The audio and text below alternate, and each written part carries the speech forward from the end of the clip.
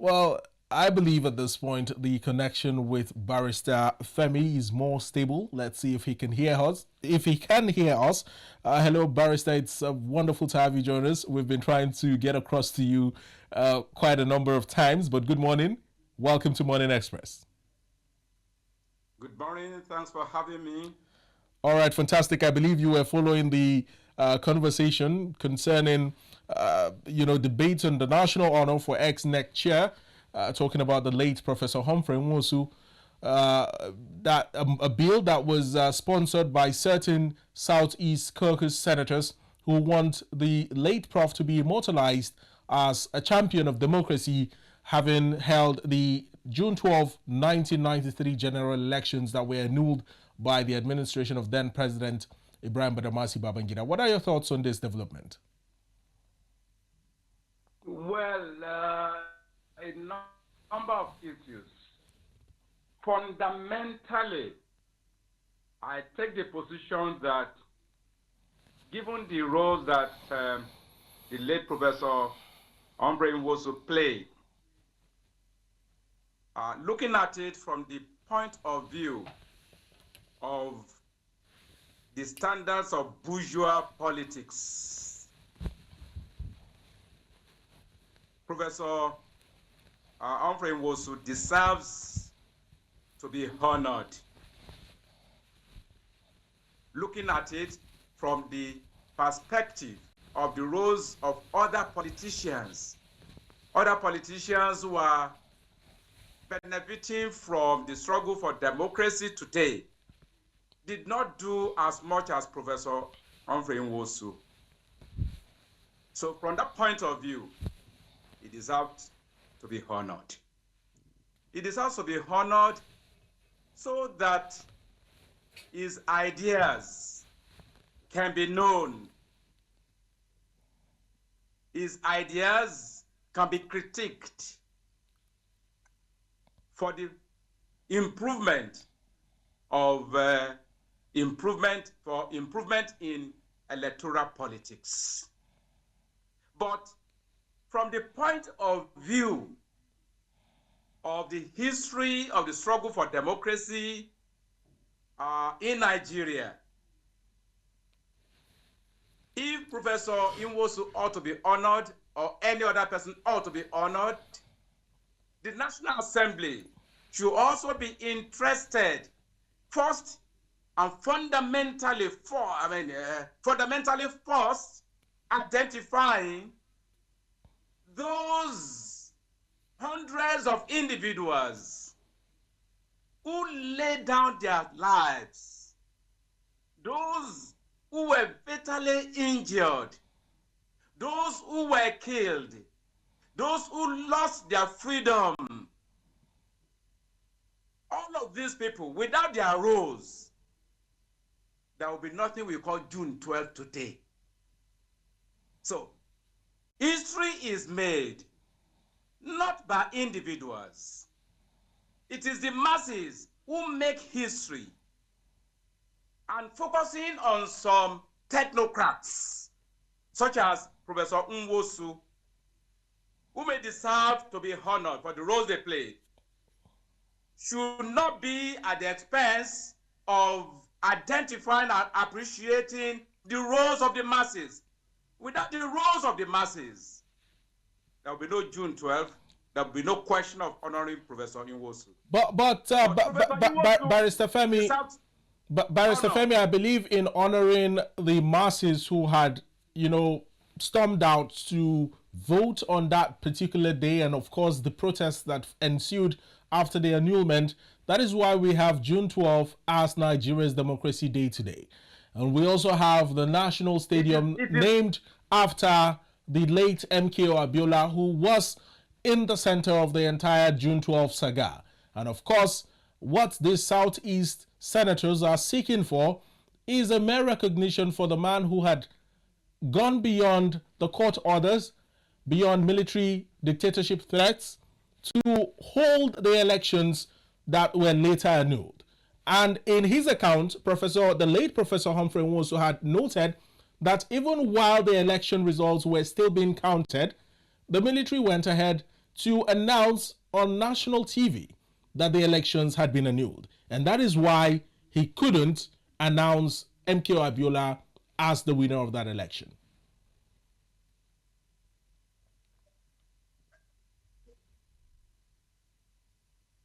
Hello, Barrister, can you hear me?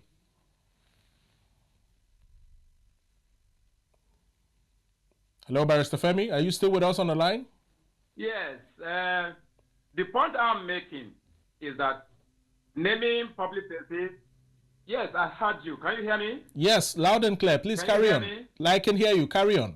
I am with you. I'm hearing you loud and clear. It appears you are not hearing me. I can hear you. Can you hear me now? Yes, carry on, please. Okay. Okay.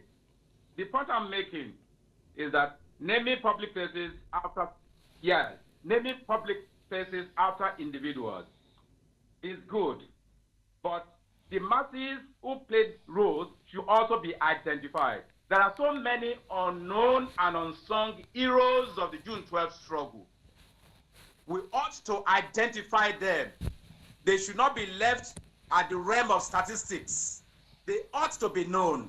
They ought to be recognized and also honored. There should be a hall of honor for all of those persons. But we cannot do that unless we identify them. So we need to identify them. Secondly, I think that we should not present the question of honoring Professor Nwosu from an ethnic point of view. We should recognize him from the point of view of his defense of the democratic mandate of the Nigerian people. He did not support the annulment. And in actual fact, in a way, he had published the results of the election. He appealed against the order of court of the High Court that ordered him to stop the election. He filed the results at the Court of Appeal. In an interview granted Sahara reporters, he made this fact known. Anything published or filed in the court becomes public document. So in a way, he had published the results. So we ought to recognize him on the basis of his idea that political parties ought to be owned by the people. I only disagree with him in terms of his fixation with imposition of the two-party system. By that, he opposed multi-party system. Opposition of multi-party system means that Professor Nwosu did not appreciate, he was infringing, he was breaching, he was violating the right of freedom of association, freedom of choice. Barrister Femi, the political landscape there and also the volatility of the polity, considering the fact that it was a military administration, don't you think that might have influenced to a large extent how careful Professor Nwosu was so as not to aggrieve the then military administration of General Ibrahim Badamasi Babangida, who also had in his cabinet the infamous General Sani Abacha? No, I think that within the context he was operating, he did what he ought to do. Don't forget that he was actually removed. He was removed. But before he was removed, he had filed an appeal. And in the appeal he filed, the results were published. He was assisting the public. Take it up from there. He published the result by filing, an appeal in court, wherein he attached as exhibit the results of the election. That was public. That, for me, that was sufficient publication. So I think he did what he ought to do. But we should appreciate him more for his ideas and critique his ideas. Like I was arguing, his fixation with two-party system arose from the point of view that the masses should own the political parties. Money banks should not be allowed to control and own the political parties, thereby dictating or determining those who will emerge as rulers in the country. I'm arguing that idea, that his fixation with the two-party system undermines the right of association, regardless of how regardless of the scope of influence of any political party. Any political party should be allowed to exist, even if its influence is limited to a ward, even if its influence is limited to one local government, even if its influence is limited to one party, to one state. So I disagree with his fixation with the imposition of two-party system. But the decisions that the late Professor Humphrey Nwosu took back in 1993 is what has given birth to present-day INEC, and it is what has given birth to most of the electoral reforms that we see today. That is where the argument is stemming from, and that in order to honor him and in order to immortalize him, at least the INEC headquarters in Abuja should be renamed after the late Prof. But if you are not of the opinion that the INEC headquarters should be renamed after him, what other ways do you think this man, inasmuch as he has had his own flaws during the June 12 elections, but also stood for the good of the common man, how do you think he could be immortalized beyond just renaming the INEC headquarters after him? Yeah, it should be immortalized along with the immortalization, the identification of several activists, ordinary people who trooped out to defend the democratic mandate of the Nigerian people. And how will that be done? How will that be done, Barrister? It is the masses who make history. Individuals do not make history. It's Professor Nwosu and all other heroes of democracy. Ordinary people who are unknown, who are unsung, ought to be identified and immortalized in any way possible. The principle we should be concerned with is whether or not it deserves to be honored. I take the position it deserves to be honored, but not from the point of view of just serving the military ruler, but from the point of view of his standing up to defend the democratic mandate that the people had voted. The result should be declared. The winner should be allowed, should be allowed to rule, to be known. He stood for that. He did not compromise. He did not support the annulment. So he, along with several other ordinary people, those who lost their lives, those who were fatally injured, those who lost their freedom, deserve recognition. So from the point of view of bourgeois historicism, individuals have been picked up, for recognition, forgetting that without the masses, there will be no history of June 12 or history of democracy as it is. Barrister Femi, the masses ought, the masses, the ordinary people who are unknown and who participated and paid dearly for their lives, ought steps should be taken to identify them and also immortalize them.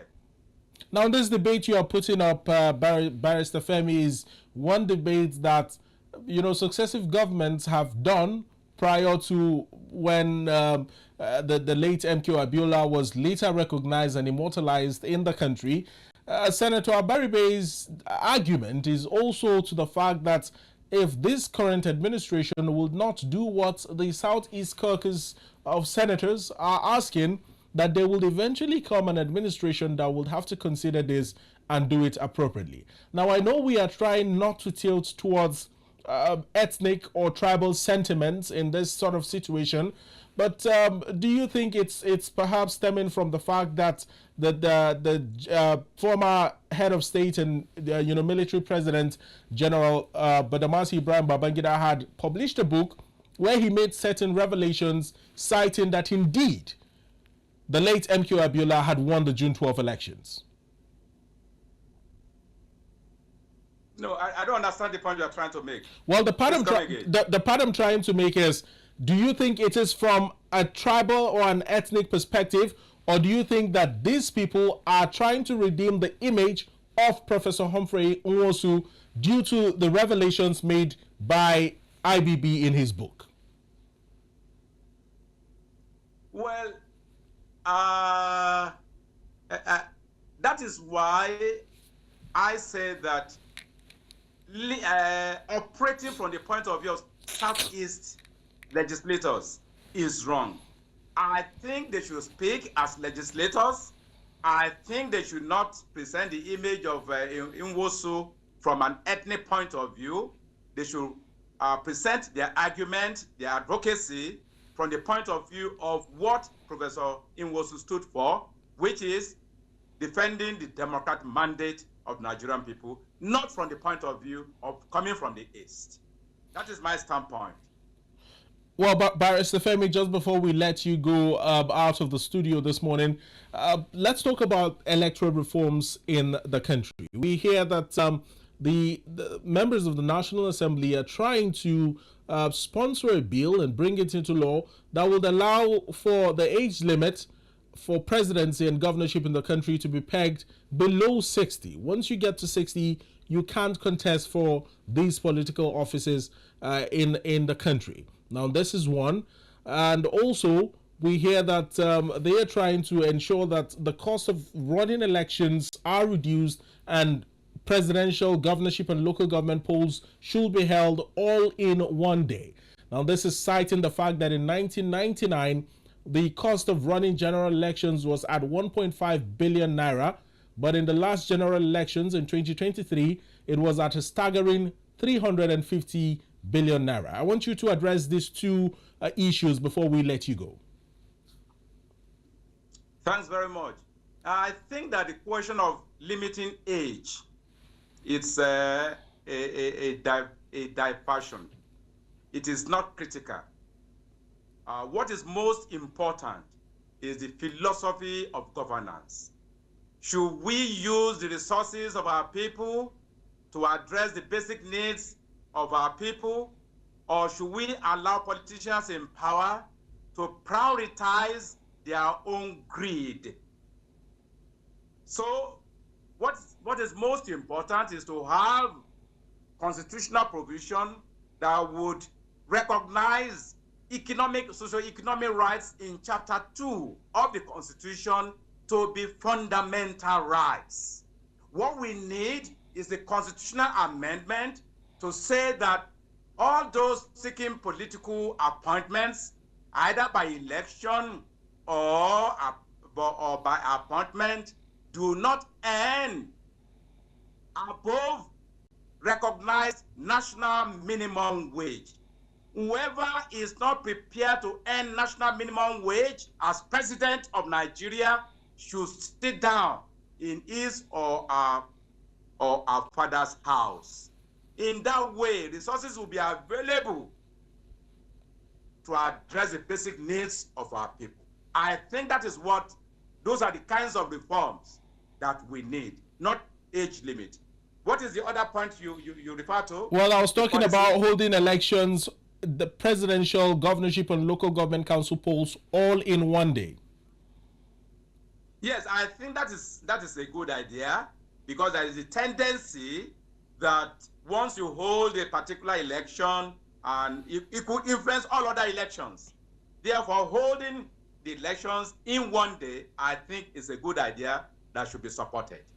All right, Barrister Femi Aborisede, we must thank you so much. It's been a pleasure having this conversation with you. We wish we had more time, but hopefully we'll have you again next time to talk about very pertinent issues in the news. Thank you. Thanks very much for having me. Thank you.